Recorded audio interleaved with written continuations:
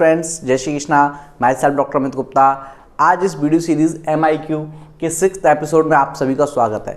आज इस वीडियो में आपको बताने वाला हूँ केमिस्ट्री की सॉलिड स्टेट के 5 ऐसे मोस्ट इंपॉर्टेंट क्वेश्चन जो कि इस साल के नीट एंड JEE में आने के लिए मोस्ट प्रोबेबल हैं। जो क्वेश्चन मैं आपको बताऊंगा आप देखिएगा, इस साल के नीट JEE में उसी से मिलता जुलता क्वेश्चन आएगा या फिर उससे के ऊपर बेस्ड आएगा या हो सकता है वैसा का वैसा क्वेश्चन आ जाए। इसलिए पांचों क्वेश्चन बहुत ही ज़्यादा इंपॉर्टेंट है। इसके अलावा इस वीडियो में हम लोग जो सबसे ज़्यादा हमारा फोकस रहेगा वो ये रहेगा कि इस वीडियो में पांचों के इंपॉर्टेंट क्वेश्चन के साथ में हमारे टॉपिक का रिवीजन भी हो जाए। ओके स्टूडेंट्स, तो आइए स्टार्ट करते हैं इस वीडियो को स्टार्ट करने से पहले अगर आपने मेरे चैनल को अभी तक सब्सक्राइब नहीं किया है या आप इस पर नए आए हैं तो प्लीज़ आप इसको तुरंत सब्सक्राइब कर लीजिए, जिससे आने वाले सारे के सारे MIQs और मोस्ट इंपॉर्टेंट ट्रिक्स आपको मिलती रहे। आइए स्टार्ट करते हैं वीडियो को। तो सबसे पहला जो मोस्ट इंपॉर्टेंट क्वेश्चन है सॉलिड स्टेट का वो है at room temperature calcium is crystallized in FCC if the distance of two nearest atom is √2 angstrom find the volume of unit cell. क्या बोल रहा है वो क्वेश्चन में? वो क्वेश्चन में बोल रहा है कि रूम टेम्परेचर पर कैल्शियम FCC में क्रिस्टलाइज्ड होती है। अगर कैल्शियम के 2 नियरेस्ट एटम के बीच की डिस्टेंस √2 एंगस्ट्रॉम है तो कैल्शियम की यूनिट सेल का वॉल्यूम फाइंड करना है। देखिए क्वेश्चन कोई बहुत ज़्यादा टफ नहीं है, बट इस कंसेप्ट के आने के बहुत ज़्यादा चांस है, इसलिए हम इस कंसेप्ट को समझेंगे। कुछ स्टूडेंट सोच रहे होंगे सर ये FCC क्या होता है, BCC क्या होता है, तो मैं आपको शॉर्ट में पूरा का पूरा कंसेप्ट समझा देता हूँ कि BCC FCC क्या होता है, जिससे कि आप कंफ्यूज ना हो। 3 टाइप की सबसे बेसिक सेल होती है। पहली होती है सिंपल सेल होती है, दूसरी होती है BCC और तीसरी होती है FCC। ध्यान से समझिएगा, इसमें आपकी सारी बातें आ जाएंगी। सिंपल सेल क्या होती है? सिंपल सेल का मतलब ये होता है कि कोई एक यूनिट सेल या क्यूब है, क्यूब के 8 कॉर्नर्स पर कोई एटम है, क्यूब के 8 कॉर्नर्स पर कोई एक एटम है तो उसको बोलेंगे सिंपल सेल। इसको अगर हम बीच में कट करके देखेंगे तो हमको दिखेगा इसके चारों के चारों गोले एक दूसरे से टच हो रहे हैं। जैसे इसमें मैंने छोटे छोटे इसलिए बनाए हैं जिससे कि भरा भरा ना लेके साफ समझ में आए, बल्कि मान के चलिए कि गोले इतने बड़े बड़े होते हैं, एटम्स इतने बड़े एक दूसरे को टच करते हैं, जो इसमें दिख रहा है। बॉडी सेंटर BCC क्या होता है? Body centred cubic unit cell. इसमें क्या होता है और हिंदी में इसको बोलते हैं काय केंद्रित कोशिका। इसमें भी एक क्यूब है, क्यूब के 8 कॉर्नर्स पर एक यूनिट सेल है और साथ में एक यूनिट सेल बीच में पूरे के पूरे क्यूब सेंटर पर, किसी फेस पर नहीं है, पूरे के पूरे क्यूब सेंटर पर है। जब इसका अपन कट डायग्राम देखते हैं तो हमको दिखता है कि 4 कॉर्नर्स पर हैं और बीच में एक है, तो इसके कट डायग्राम को ऐसे देखेंगे, ऐसे मतलब ऑब्लिक कट करेंगे तो अपन को ऐसा डायग्राम दिखेगा। तीसरा होता है FCC face centred cubic unit cell. इसको हिंदी में बोलते हैं फलक केंद्रित कोशिका। इसमें भी एक क्यूब है, क्यूब के 8 कॉर्नर पर एक सेल है और उसके अलावा इसमें जो खास बात है एक यूनिट सेल हर फेस पर है, फलक पर है, हर फेस। जैसे हमारा कमरा होता है तो कमरे के अंदर कितनी दीवारें होती है? तो कहने को तो 4 दीवारें होती हैं, बट केमिस्ट्री के हिसाब से देखेंगे तो छत और नीचे की जमीन, फ्लोर और रूफ, ये भी दीवार में काउंट होगा। तो इस तरीके से 6 फेस होते हैं एक क्यूब के अंदर।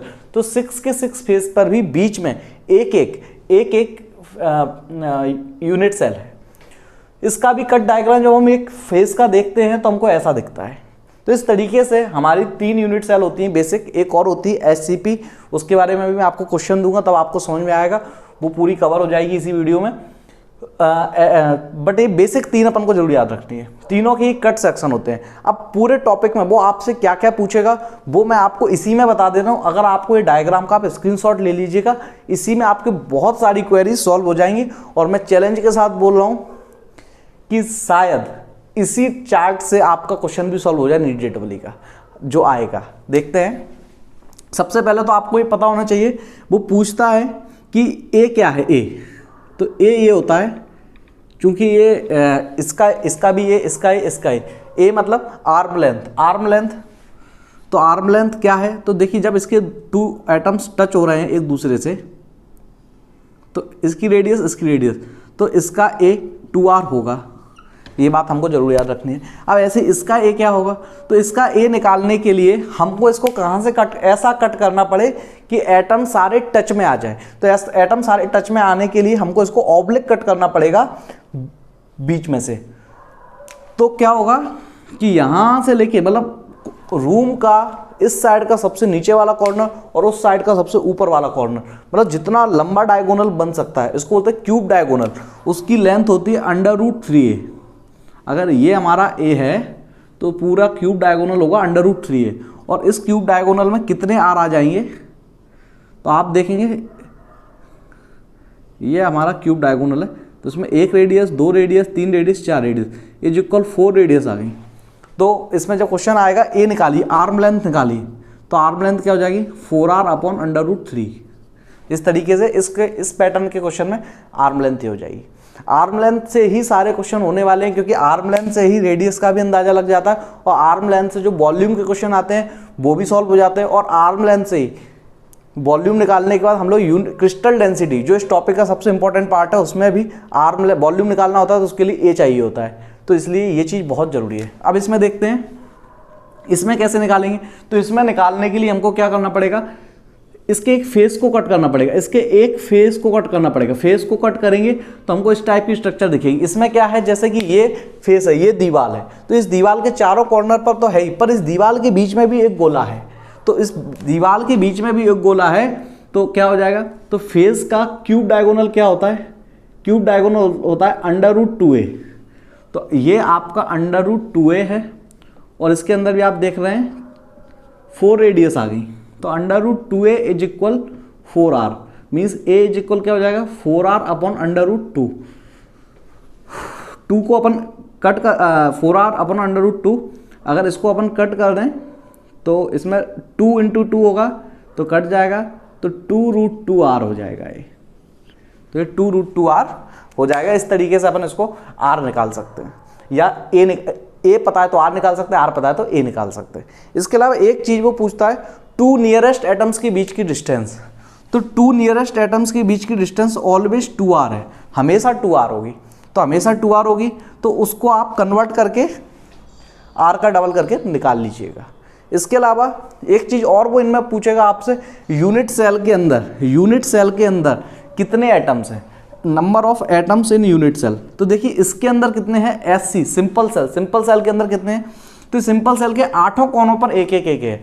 जब एक कोई भी एटम कॉर्नर पर होता है, मान लीजिए इस रूम के कॉर्नर पर एक एटम है, आप जिस रूम में बैठे हैं उस रूम के कॉर्नर पर एक एटम है, और कॉर्नर पर एटम ऐसा है कि बिल्कुल इक्वली डिस्ट्रीब्यूट है, तो हमारे रूम को उसका कितना मिलेगा, तो आप देखेंगे आपको देखने में चौथाई जैसा दिख रहा होगा, लेकिन वो चौथाई का भी आधा है, तो हमारे रूम में उसका पार्ट 1/8 आएगा। आप चेक कर सकते हैं, थोड़ा दिमाग लगा के कॉमन सेंस लगाइए तो आपको दिख जाएगा 1/8 पार्ट। और ऐसे इसमें कितने हैं, 8 कॉर्नर हैं, तो टोटल कितना हुआ, एक यूनिट सेल में एक एटम हुआ, सिंपल सेल में एक एटम होता है। BCC में बात करूं तो BCC में भी फंडा यही है कि 8 के 8 कॉर्नर, 8 कॉर्नर हैं, तो 1/8 × 8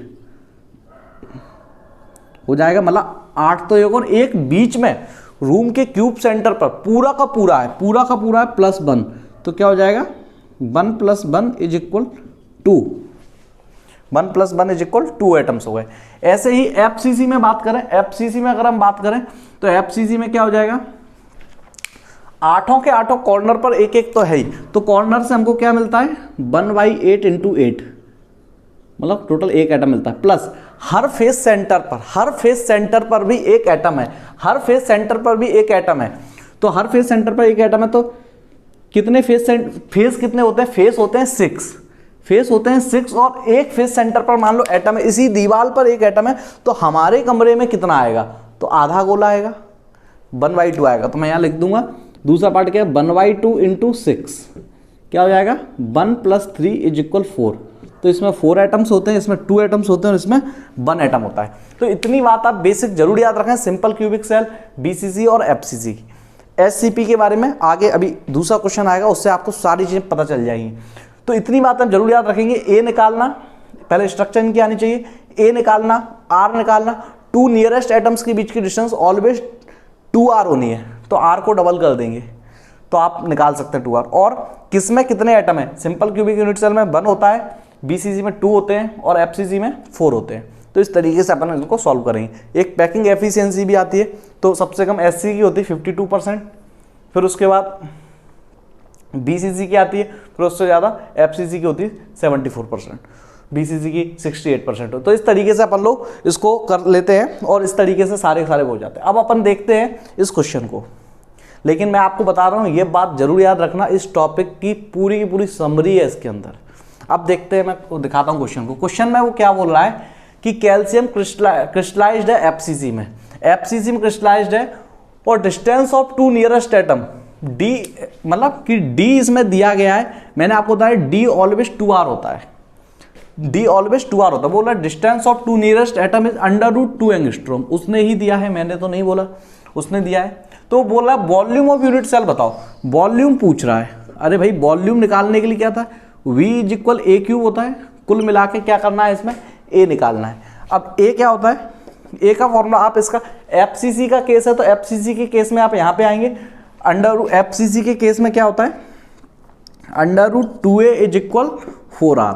मुझे क्या निकालना है, A निकालना है, तो A = 4R अपॉन √2।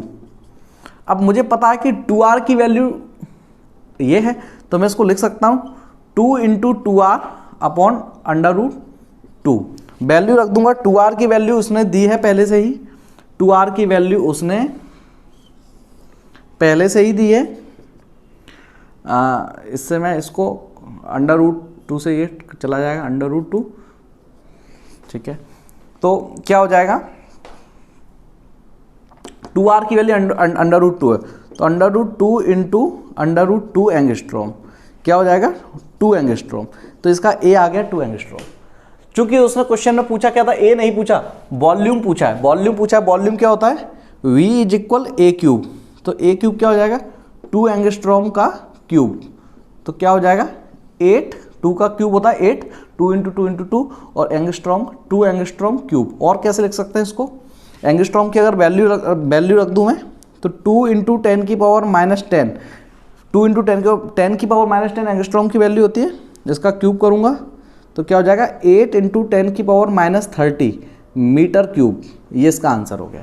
तो कोई सा भी आंसर आप मान सकते हैं। इस तरीके से ये क्वेश्चन बहुत इजीली हो जाएगा। और भी बहुत सारे क्वेश्चन में यही फंडे लगेंगे, इसका स्क्रीनशॉट आप ले लीजिए। मोस्ट इंपॉर्टेंट क्वेश्चंस हैं, इसी पैटर्न के क्वेश्चन आने वाले हैं। मैं काफ़ी ज़्यादा रिसर्च करने के बाद आपको ये क्वेश्चंस बताता हूँ, NTA ऐप के क्वेश्चंस भी देखता हूँ, उसके अलावा और बहुत सारे प्रीवियस ईयर की रिसर्च करने के बाद मैं बताता हूँ। कुछ स्टूडेंट सोचते हैं सर बहुत हाई लेवल के क्वेश्चन, तो ये क्वेश्चन हाई लेवल का नहीं है। जहाँ हाई लेवल की जरूरत होती है मैं आपको MIQ में बहुत हाई लेवल क्वेश्चन भी दिखाता हूँ, बट ये हाई लेवल का क्वेश्चन नहीं है, मीडियम लेवल का है।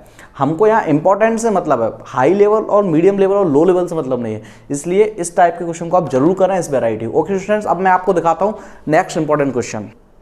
स्टूडेंट्स ये अगेन बहुत कॉमन वैरायटी है जिस पर क्वेश्चन पूछे जाने की फुल इस बार चांस है। क्वेश्चन क्या है, इस क्वेश्चन के अंदर मैंने अधिकतर वैरायटीज इंक्लूड कर दी हैं इस टाइप के क्वेश्चन से रिलेटेड। तो देखते हैं, ए सॉलिड मेड बाय ABC, मतलब एक सॉलिड है, 3 चीज़ों से बनाए, ABC 3 टाइप के ion, has a ion arranged at all corners of cube.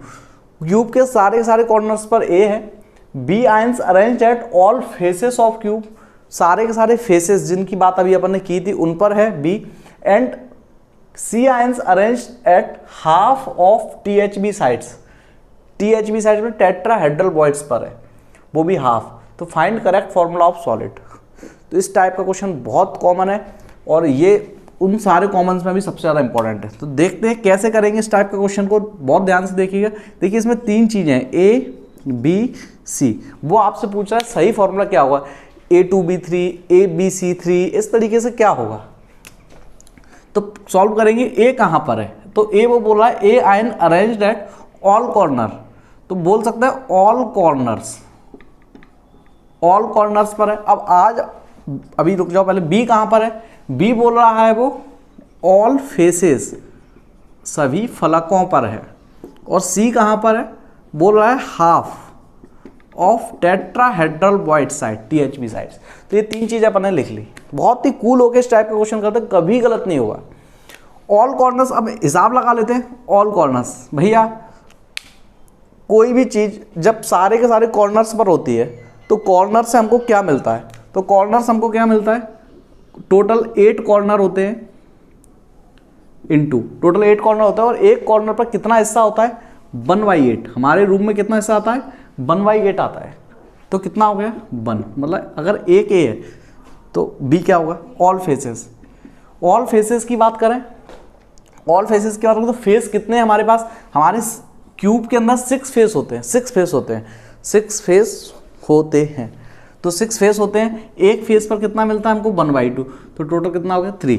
अब बोला हाफ ऑफ टेट्राहेड्रल बॉइड, पहले तो समझते हैं टेट्राहेड्रल बॉइड कितना होता है, तो याद रखेंगे टेट्राहेड्रल बॉइड जनरली 2n होता है, 2n का मतलब होता है कि अभी अपन ने देखा कि सिंपल जैसे एफसीसी में टोटल 4 एटम होते हैं, तो टेट्राहेड्रल बॉइड उसके अंदर 8 होंगे। टेट्राहेड्रल बॉइड होता क्या है, 3 बॉल्स या एटम्स के ऊपर एक और एटम हमने रख दिया है, तो बीच में जो स्पेस बचेगा, 3 अपन ने रखे, 3 संतरे रखे, उसके ऊपर एक और संतरा, तो बीच में जो स्पेस बचेगा उसको बोलते हैं टेट्राहेड्रल बॉइड।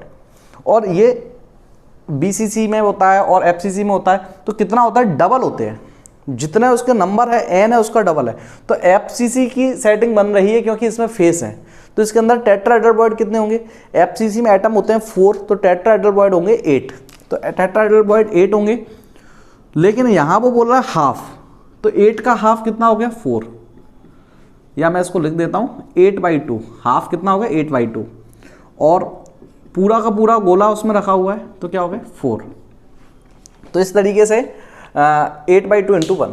अब हमारा फॉर्मूला क्या बन रहा है, फॉर्मूला बनता दिख रहा है AB3C4, ये आपका फॉर्मूला हो गया। तो इस तरीके से आप क्वेश्चन को सॉल्व कर सकते हैं। इसी में मैंने आपको क्या दिया है, कॉर्नर्स दिए हैं, फेस दिए हैं, टेट्राहेड्रल बॉइड दिए हैं, इसके अलावा वो आपको क्या और दे सकता है, कॉर्नर्स के अलावा एज दे सकता है, किनारे, तो वहाँ पे 1/4 हिस्सा हमको मिलता है, और 12 टोटल 12 किनारे या एजेस होते हैं, ठीक है ना। तो इस तरीके से वो अल्टरनेट वाली सेटिंग भी दे सकता है जनरली, लेकिन यही पूछेगा वो आपसे। Okay students, most important variety है। अब मैं आपको दिखाता हूँ अगली मोस्ट इंपॉर्टेंट वैरायटी क्या है।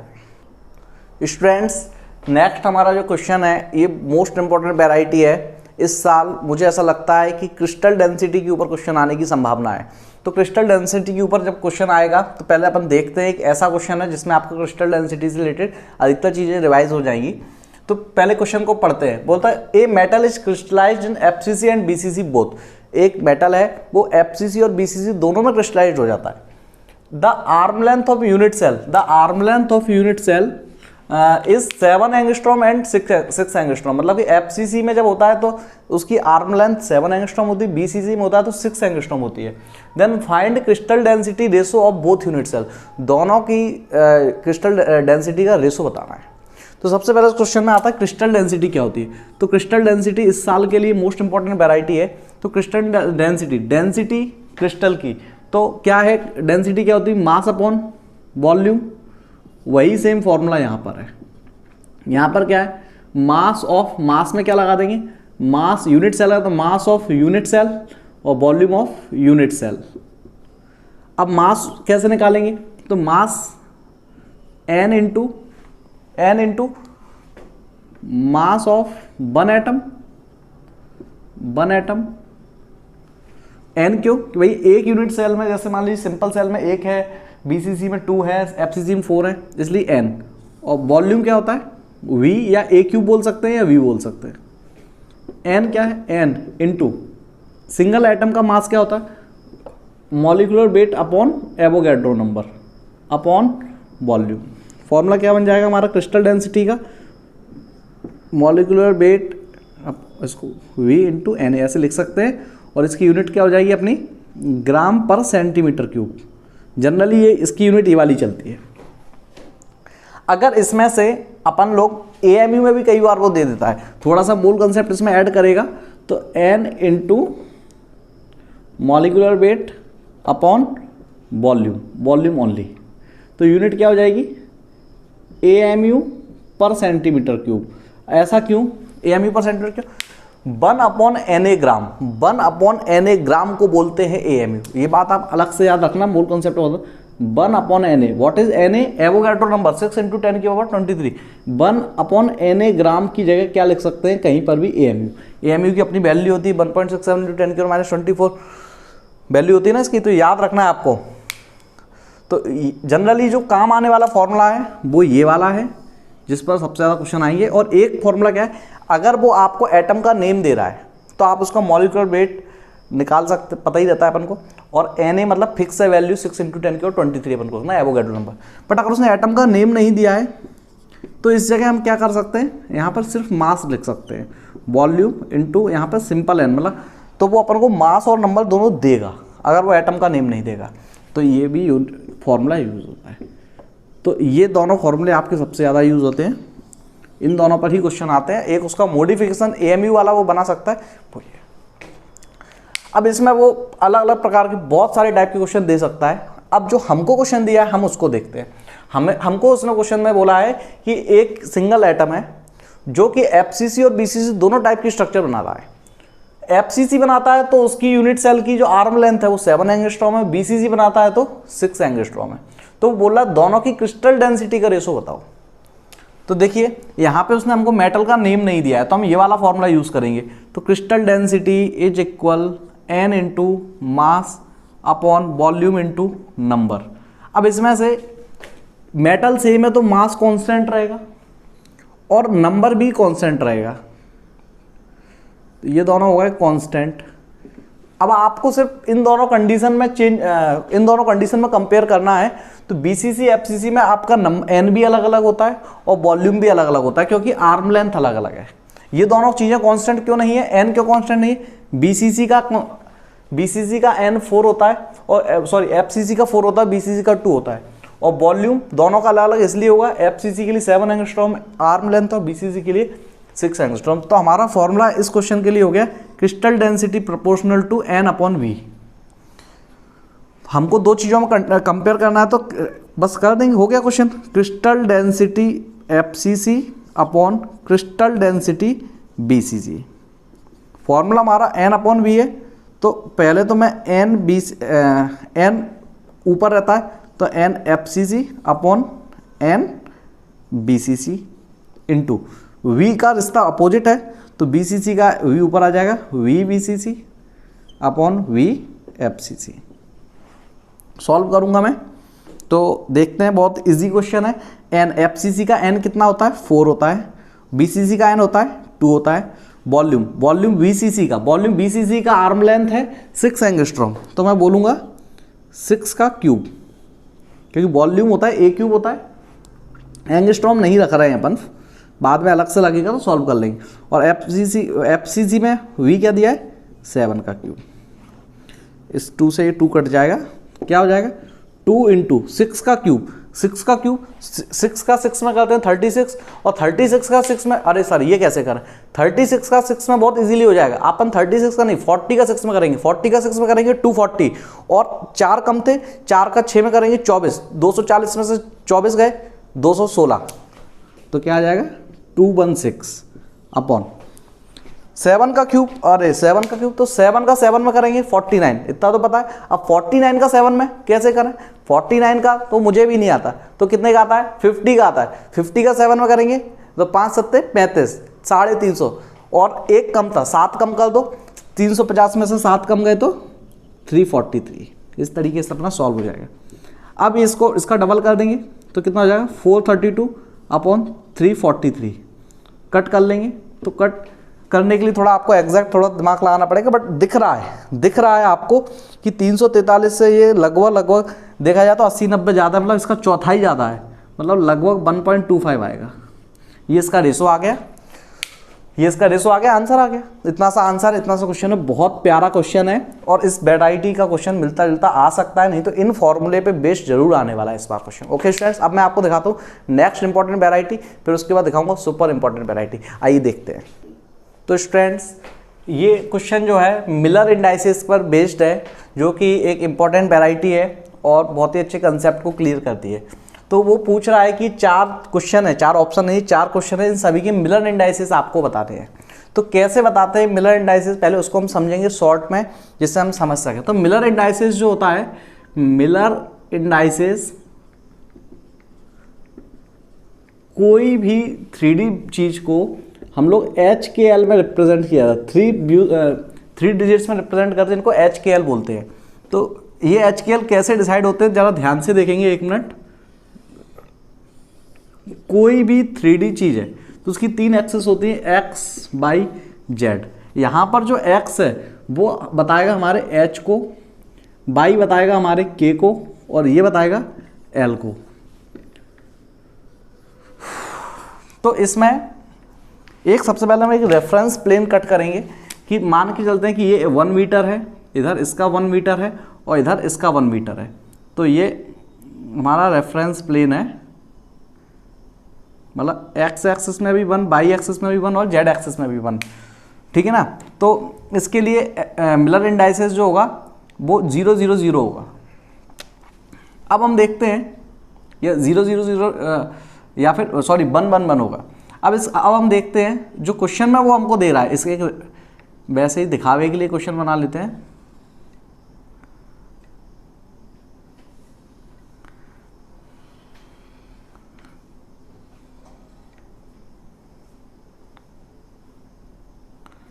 इस फ्रेम के मिरर इंडाइसेस आपको बताने हैं। ये जो फ्रेम मैंने आपको कंटिन्यू लाइन में इसके मिरर इंडाइसेस बताने हैं, तो कैसे निकालने हैं मिरर इंडाइसेस। तो देखिए आप एच के और एल। तो एच जो है हमारा एक्स पर है, तो ये कहाँ पर कट कर रहा है हमको, 2a पर। ये ए है, इसको ए मानेंगे, ए, इस डिस्टेंस को बी मानेंगे और इसको सी मानेंगे। तो ये a/2 पर कट कर रहा है, तो a/a/2। के कहाँ पर कट कर रहा है, बी पर कहाँ कर रहा है, 2b पे कर रहा है, अपॉन 2b। और सी कहाँ पर कट कर रहा है, एल, c/c। तो इसका क्या आ जाएगा, 2 पर आ जाएगा, 2, इसका क्या आ जाएगा 1/2 और इसका आ जाएगा 1। तो हमारे मिलर इंडाइसेस क्या हो गए, एच के एल इज इक्वल 2 1/2 1। इसको 2 से मल्टीप्लाई कर देंगे तो 4 1 2 412। ये हमारा मिलर इंडाइसेस आ गया। तो इस तरीके से इसकी अपन डिजिट समझ सकते हैं कि इसका डायमेंशंस क्या होंगे और क्या उनके रेशो होंगे, ये निकाले जा सकते हैं। कैसे करना है, एक सिंगल डिजिट की अपन यूनिट मान लेंगे, उसके अपॉन में जितना वो दे रहा है, उसने इस बार देखो आधा ए दिया है तो मैंने a/2 रखा, डबल बी दिया है, डबल बी पे कट कर रहा था 2b रखा, और सी पर ही कट कर रहा था 2c रखा। इसी बेस पर अपन यहाँ पर देखेंगे, यहाँ पर इनमें कैसे करेंगे ये समझाने के लिए था, ये प्रैक्टिकल है कैसे कट होगा। तो इस हर किसी के एच के एल है, इसके लिए हम देखें ये ए है, तो ए पर कहाँ, ये प्लेन कट कर रहा है ए को, एक्स को कट कर रहा है, एक्स बाई जेड, एक्स को कट कर रहा है, तो कहाँ पे कट कर रहा है, ए अपॉन ए पर कर रहा है। क्या बी को कट कर रहा है, बी मतलब कि बाई एक्सिस को कट कर रहा है क्या, नहीं कर रहा है। तो कहाँ पे कट करेगा, इनफाइनाइट, जब पैरेलल है बाई के, ये प्लेन जो है पैरेलल है बाई के, तो कभी कट नहीं करेगा, तो बोल सकते हैं इनफाइनाइट पर कट करेगा। ऐसे ही सी पैरेलल है जेड एक्सिस के, सी पैरेलल है जेड एक्सिस के, तो कभी कट नहीं करेगा। तो क्या बोल सकते हैं इसको अपन 1 0 0। तो इसकी मिलर इंडाइसेस 1 0 0 आ गई। ऐसे ही मतलब एक्स पे कट कर रहा तो एक्स पे आपको 1 लगा देना, सीधी ट्रिक है। अब देखते हैं इसको, ये किसको कट कर रहा है, ये वाला प्लेन, तो हमेशा एक्स वाई जेड यही मानना है। तो ये प्लेन आपका एक्स को कभी कट नहीं करेगा, आप सोचिए एक्स को कभी कट नहीं करेगा, वाई को कभी कट नहीं करेगा, बट जेड को कट कर रहा है, जेड को कट कर रहा है, तो क्या हो जाएगा 0 0 1। ये प्लेन, ये स्पेशल क्वेश्चन है, इसमें आप देखेंगे कि आधे पे कट कर रहा है, जेड को ही कट कर रहा है, जेड को ही कट कर रहा है, बट आधे पे कट कर रहा है। तो इसके लिए अपन पूरा सॉल्व करेंगे तो आप समझ जाएंगे कैसे करना होता है हमको। ए अपॉन, क्या ये एक्स को कट कर रहा है, नहीं कर रहा है तो इनफाइनाइट पे। क्या ये बाई को कट कर रहा है, बी अपॉन इनफाइनाइट, बाई को भी कट नहीं कर रहा है। ये जेड को कट कर रहा है, ये जेड एक्सेस को कट कर रहा है, कहाँ पर कट कर रहा है, a/2 पर, पूरा ये ए है पर आधे पे कट कर रहा है। तो अपन क्या बोलेंगे, c इज इक्वल c/2 पे कर रहा है, तो क्या हो जाएगा 0 0 2। ये इसका हो गया 0 0 2 हो जाएगा इसका। अब ये तीसरा देखते हैं किस तरीके से, कि पूरे क्यूब के अंदर जो फ्लोर रखा हुआ है बिल्कुल तिरछा रखा हुआ है एक्स वाई जेड, इसकी मिलर इंडाइसेस हम निकालेंगे। तो क्या होगा, एच के एल फिर लिख लूँगा, वैसे मैं आपको समझा रहा हूँ इसलिए एच के एल लिखना पड़ रहा है, अदरवाइज आप ठीक से एनालिसिस करेंगे तो ये लिखने की जरूरत नहीं पड़ेगी। तो पहले सोचो क्या ये एक्स को कट कर रहा है, हाँ कर रहा है, एक्स को देखिए कट कर रहा है, लाइन को आगे बढ़ाएंगे तो कट हो जाएगा। तो कहाँ पर कट कर रहा है, ए पर ही कट कर रहा है, तो ए अपॉन ए। क्या ये बाई को कट कर रहा है, देखो बाई को कट कर रहा है, हाँ कर रहा है, कहाँ पर कर रहा है, कॉर्नर पर ही कर रहा है, क्या ये जेड को कट कर रहा है? जेड को कभी कट नहीं करेगा, तो सी अपॉन इन्फाइनाइट क्या हो जाएगा 110। तो इस तरीके से आप मिलर इंडाइसिस की भी निकाल सकते हैं। ओके स्टूडेंट्स, अब मैं आपको होमवर्क के लिए 2 स्पेशल मिलर इंडाइसिस दे रहा हूँ जो आपको मुझे बताना है कि कैसे है ना उनका सॉल्यूशन होगा। तो वो 2 मिलर इंडाइसिस मैं आपको दे रहा हूँ जो आपको करके मुझे बताना है। पहली है ये वाली, इसकी वैल्यूज आप मुझे बताएंगे। मैं इस डायग्राम को मिटा देता हूँ 1 मिनट के लिए।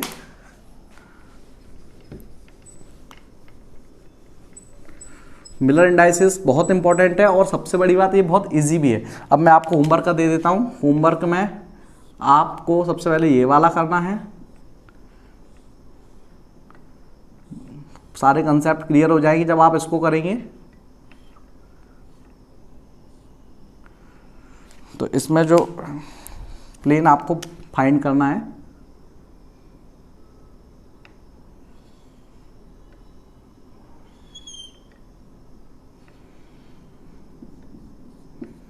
इस वाले प्लेन के लिए आपको बताना है।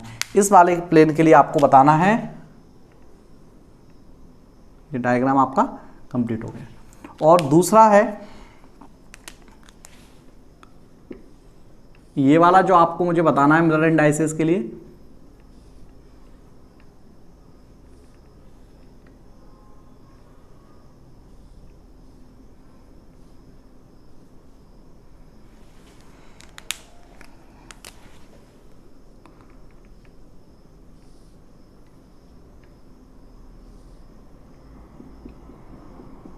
ये वाला, इन दोनों की मिलर इंडाइसिस आप मुझे बताइए कमेंट में। ओके, फर्स्ट क्वेश्चन नंबर 1 और क्वेश्चन नंबर 2 ये हमारा होमवर्क है। ये 1 है और ये 2 है। इनकी मिलर इंडाइसिस आप मुझे कमेंट में जरूर बताएंगे। अब मैं आपको लास्ट और एक छोटा सा क्वेश्चन जो कि आपके कंसेप्ट को बिल्कुल खोल देगा वो दिखाता हूँ। ओके, देखते आइए। तो स्टूडेंट्स, आज का लास्ट क्वेश्चन और बहुत ही ज़्यादा कंसेप्ट क्लियरिंग क्वेश्चन है, क्योंकि हम लोगों ने सिंपल सेल देखा, बीसीसी देखा और एफसीसी देखा, बचा रह गया था एससीपी। उसके लिए क्वेश्चन है what is difference between CCP and SCP. SCP and CCP में डिफरेंस क्या है? तो इनकी अधिकतर चीज़ें पहले क्वेश्चन का कर लेते हैं, तब मैं आपको बताऊँगा। तो coordination number, packing efficiency, arrangement type and ये तीनों सेम है, वही बोल रहा है। तो देखते हैं कोऑर्डिनेशन नंबर क्या होता है कि एक एटम से कितने एटम्स टच हो रहे हैं। तो कोऑर्डिनेशन नंबर जो होता है, अगर अपन सीसीपी की बात करें और इसकी बात करें तो दोनों में ही सेम होता है और 12 आता है। इसके एक एटम से 12 एटम्स हमारे टच हो रहे होते हैं। इसके अलावा पैकिंग एफिशिएंसी की बात करें तो दोनों की 0.74 मीन्स 74% आती है। तो ये भी दोनों की सेम है और मैक्सिमम भी है। जो सारी वैरायटी देखी उन सब में सबसे ज़्यादा इन्हीं की है। तो सबसे अच्छी पैकिंग सीसीपी और एससीपी की होती है पैकिंग एफिशिएंसी के अकॉर्डिंग। और कोऑर्डिनेशन नंबर 12 है। 12 कैसे, अगर आप समझ सकें, थोड़ा इमेजिनेशन करना पड़ेगा। बीच में एक गोला है, उसके चारों तरफ एक गोले, 4 गोले टच हो रहे हैं। ऐसे ही इस गोले से 4 गोले ऐसे टच हो रहे हैं, 8 गोले। और ऐसे ही इस गोले से ऊपर से देखेंगे तो 4 गोले ऐसे टच हो रहे हैं। तो ऐसे 12 गोले टच होते हैं बीसीसी में भी और एससीपी में। अब सबसे ज़्यादा अरेंजमेंट टाइप क्या होता है? तो इसका आंसर है अरेंजमेंट टाइप। ये मोस्ट इंपॉर्टेंट है, मैं आपको बता रहा हूँ, मोस्ट इंपॉर्टेंट है, वो पूछेगा। अरेंजमेंट टाइप जो सीसीपी में होता है, सीसीपी और एचसीपी। सीसीपी में ए बी सी 3 लेयर होती हैं। फिर उसके बाद क्या होता है, ए बी सी के बाद फिर ए बी सी, 3 लेयर्स, मतलब 3 टाइप की लेयर होती है। जबकि एससीपी में 2 ही टाइप की लेयर होती है, A B type. Most important है, मैं आपको बता रहा हूँ। इसके अलावा इनमें एक और डिफरेंस होता है एन का। सीसीपी का जो कोऑर्डिनेशन नंबर होता है वो 4 होता है, जबकि एससीपी का कोऑर्डिनेशन नंबर 6 होता है।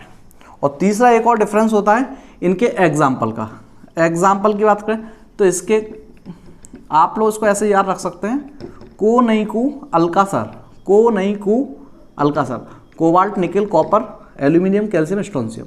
और इसकी बात करें तो इसके मोस्ट ऑफ डी ब्लॉक के अधिकतर होते हैं। इसके अलावा फेमस एग्जाम्पल में बेमग जंकड़, ये डायरेक्ट आप याद रख सकते हैं। तो ये 3 डिफरेंस मेन होते हैं इनमें मैं बता रहा हूँ आपको, मैं बता रहा हूँ सबसे इंपॉर्टेंट डिफरेंस ये है, मैं एक इमेज लगा रहा हूँ, उस इमेज में आप देखना आपको ABC और ये AB टाइप की सेटिंग अलग अलग दिखेगी CCP और SCP में। ओके स्टूडेंट्स, तो आज की वीडियो में यही 5 क्वेश्चन है, पांचों बहुत इंपॉर्टेंट है, आप लोग इन पांचों को बहुत अच्छे से कीजिएगा। ओके, अब मैं आपके लिए बनाऊंगा नेक्स्ट इंपॉर्टेंट क्वेश्चन की सीरीज। आप चाहें तो अपने पसंदीदा टॉपिक इसमें कमेंट में मुझे लिखकर बता सकते हैं। Okay, thank you.